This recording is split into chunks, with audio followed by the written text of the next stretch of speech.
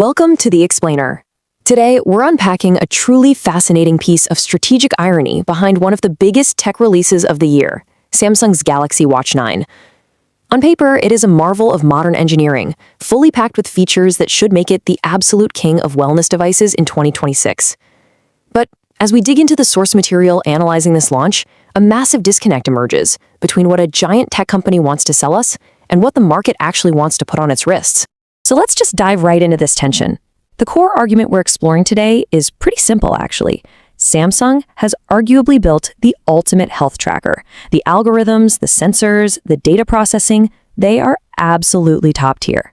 But they placed all of this cutting-edge technology inside a format that the most dedicated health buyers are actively rejecting right now.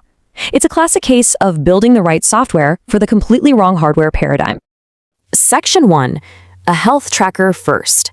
To understand how we got here, we actually have to rewind to Samsung's Summer Galaxy Unpacked event, where their core messaging shifted dramatically. You know how these massive tech keynotes usually go, right? You get a slick design lead up on stage talking up titanium bezels and ultra-bright screens. But not this time. Instead, Samsung handed the mic to Sharanya Desai, their head of digital health algorithms. That choice alone signaled a massive shift in priorities. The message was unmistakable. The Galaxy Watch 9 is a health device first and a smartwatch second. Just look at the absolute density of health features Samsung packed into this thing. Desai walked the audience through a staggering list of capabilities. You've got a new vitals dashboard pulling your heart rate, SpO2, which is your blood oxygen saturation, and your skin temperature into one single view. There's a fitness index tracking your VO2 max, which is basically how efficiently your body uses oxygen, right alongside your recovery data. There's a comprehensive heart health score, a daily cardio load metric specific for athletes, and even FDA-authorized sleep apnea detection. They built an absolute biometric powerhouse. And Samsung's own press materials leaned hard into this narrative, calling the watch the ultimate everyday companion, built specifically for wellness-conscious users. Look, there's no denying the watch is a genuine health tracking powerhouse. They poured immense engineering resources into being the best on the market. But as we're going to see, immense engineering doesn't always align with what you actually want to wear. Which brings us to Section 2, the smartwatch overlap. And the real problem here revolves around the physical hardware itself. Think about the current wearable landscape for a second. Your smartphone has essentially absorbed nearly every function a smartwatch used to offer. Notifications, apps, mobile payments, turn-by-turn navigation. Your phone does all of that, and let's be honest, usually better. There is literally only one feature that still justifies strapping a separate device to your wrist all day long, and that is continuous on-body biometric tracking. It's the one thing a watch does better than a phone. Samsung clearly gets this, which is exactly why the Galaxy Watch 9 focuses so much on wellness rather than software gimmicks. But here's the crucial point. Samsung is delivering all of this incredible health data through a traditional smartwatch form factor. We're talking a chunky case with a bright battery-draining screen.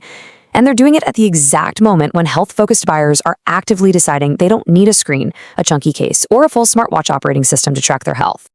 So let's move to Section 3, the screenless wearable boom. We really need to look at the massive disruption that's actively sweeping the 2026 industry. We are right in the middle of a screenless wearable boom. Consumers are shifting rapidly toward minimalist wrist and armbands.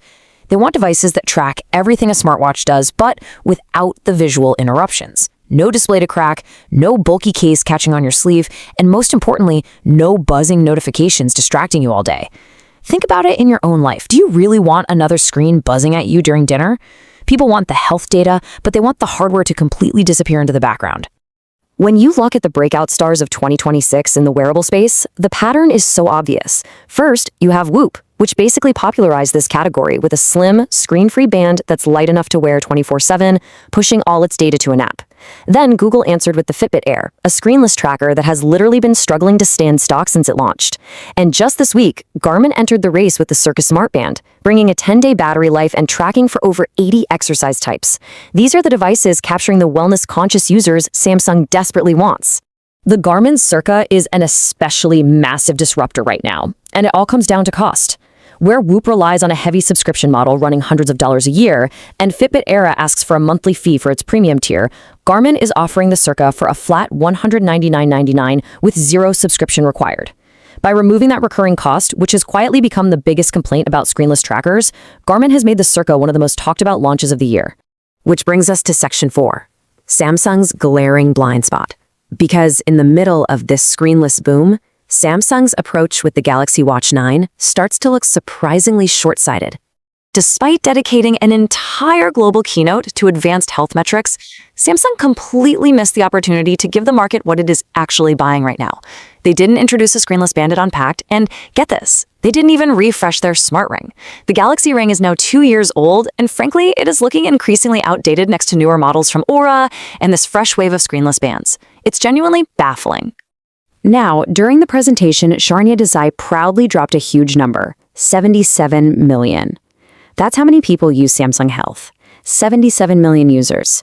That is a massive, incredibly valuable platform of potential buyers that Samsung naturally wants to keep growing. But here's the reality check. Having a massive software platform does not automatically translate into having the right hardware. The exact audience that is most interested in a continuous vitals dashboard, or a sophisticated fitness index, or sleep apnea detection, these are precisely the people gravitating towards subscription-light, all-day wearables without screens. By forcing them into a traditional smartwatch to get these features, Samsung is basically asking their best customers to compromise. Let's bring it all together in Section 5, the fragmenting wearable market. Looking closely at all this, the source material makes it crystal clear that the one-size-fits-all smartwatch era is officially ending. Let's break down where the buyers are actually going. Athletes and biohackers, they are moving entirely toward dedicated screenless bands. On the other end, casual users are staying with full smartwatches because they still want those notifications and Google Apps. And hey, the Galaxy Watch 9 is still a great, compelling product for that casual user. But look at that rapidly growing middle tier. These are health-focused buyers choosing minimalist trackers specifically because they do not want a screen.